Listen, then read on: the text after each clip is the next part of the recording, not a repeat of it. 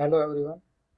Today we will see the lecture of programming in C++, subject of Diploma Engineering in Computer Engineering, Semester 3. So today in this lecture we will learn about the learning outcomes. First of all, the lecture of our learning outcome is that differentiate between the procedure and object-oriented language. So a student, after viewing this lecture, watching this lecture, able to differentiate between the procedural and the object-oriented languages. Next, in this lecture we will go through the below mentioned topics as shown here. First of all, we learn about procedure-oriented programming language. Then we will see about object-oriented programming language paradigms. Paradigms means patterns. Then third one is basic concepts of object-oriented programming. Fourth one is advantages of the object-oriented programming language. Then fifth one, object-oriented languages which we are using in our day-to-day life. And last but not the least, that is the applications of object-oriented programming. Okay, students, so we will start from our first topic, that is procedure-oriented programming language. Okay, so first of all, what is procedure-oriented programming language? As you all studied C in your first and second semester, that is procedure-oriented programming language. In that, you have only inform the device or directly instruct the device that how to perform a particular task in some logical steps. Means if you are aware with the fundamentals, you have to simply implement the steps, and the code will be executed in the compiler and you will get the output.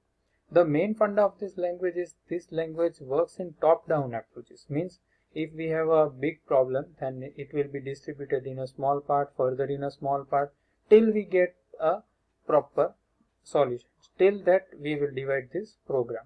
So here procedural programming divides the program into procedure.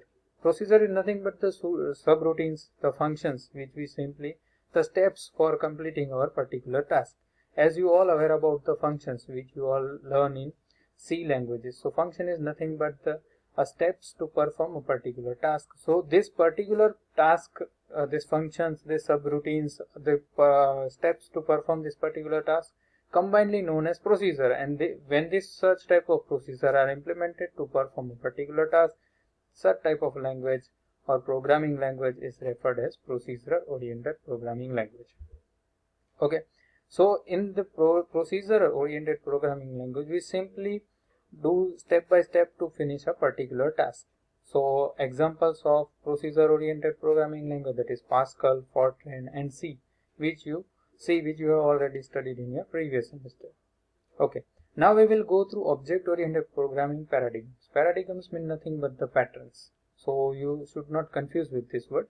Object-oriented programming language, as the name suggests, object-oriented means the whole program is based on the object. Object is nothing but anything which is available in the real world. We will go through object in our next topic. So if the programming is done with the help of object, and the object contains the data in the form of fields and codes or in the form of procedures, and with the help of object, if you are doing any programming with the help of any programming language, then it is referred as object-oriented programming language. So there are many options available in our present life of object-oriented programming language, that are C++, Java, PHP, .NET, and many more are there, Python also, and many more which you are using in your day-to-day life. So presently in this world, we have to focus on object-oriented programming language, and our first language which you are going to study is C++. Okay, now the basic concepts which are related to the object-oriented programming language. So the first concept is class. Class is nothing but the basic building blocks of our object-oriented programming language.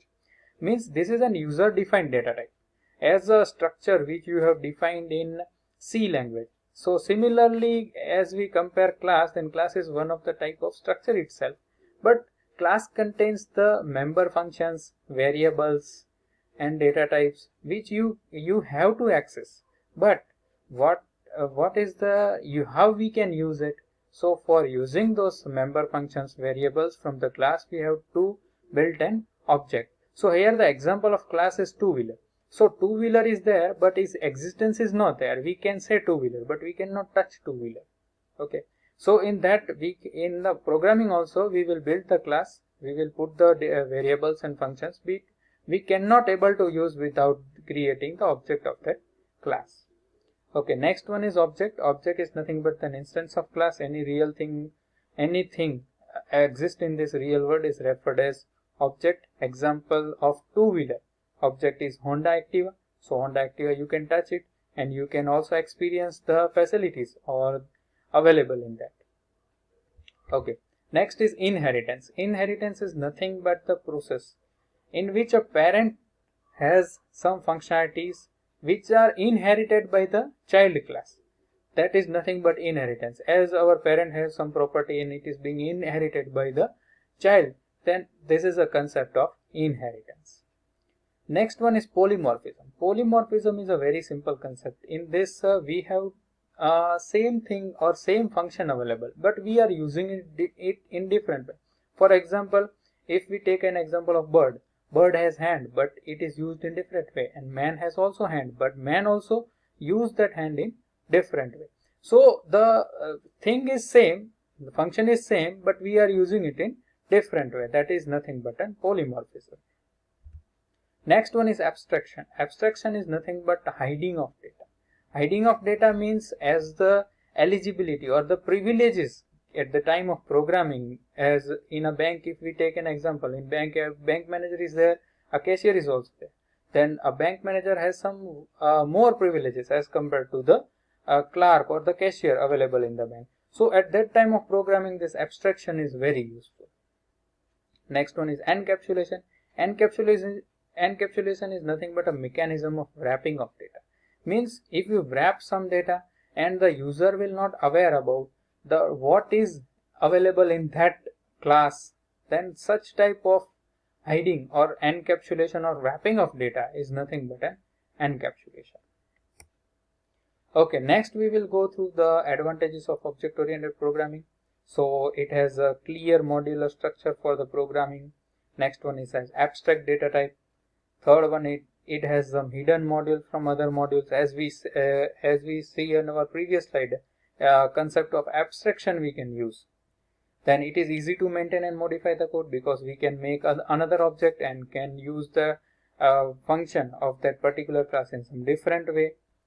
And also the objects, methods, instance, message passing, inheritance, these concepts, encapsulation, polymorphism are also the basic fundamentals of programming language. This all concepts are not available in our procedural programming language. So these are the basic or the most precious advantage of object-oriented programming language, and due to that we can use this language in our real-time scenario also. Okay, next we will see about the languages which are object-oriented languages. So in present scenario, and as seen as per our present advantages of this object-oriented language, we can use the object-oriented language or OOP language in our daily life. So example again are C++, Java, .NET, PHP, Python and many more. Okay, and last, that is application of object-oriented programming. So where we can use such type of language, so we can use it in client server programming, object-oriented database if we are making the database, as you will learn in DBMS subject, database management system, that how we have to prepare the database for storing the data. So at there also we can use such type of language to interact with the database. Then real-time system design, if we want some real-time system for programming, at that time also we will use OOP. Then simulation and modeling system. So modeling system means making some models and etc. So in that type system also we can use the concept of OOP. Then in parallel programming, and parallel processing for making the parallel things to be happen at the same time, concept of multi-threading which you will learn in Java. So that all are also and one part of application of OOP. And office automation system, you can also build such type of system, and there are much more applications which we can develop or where we are using this concepts of OOP. Okay, So this was the last topic, that is application of object oriented programming. So lastly we will summarize all the topics. So first one we had go to procedure programming language, then object oriented programming language, then basic concepts of it, then after concept we will go through the after concepts we will go through the advantages, then applications, and many more things. Okay, so see all this thing, and if you have any doubt you can contact us, and also you can put in description box or comment. We will surely help you. And once again, thank you for watching this lecture. Thank you so much.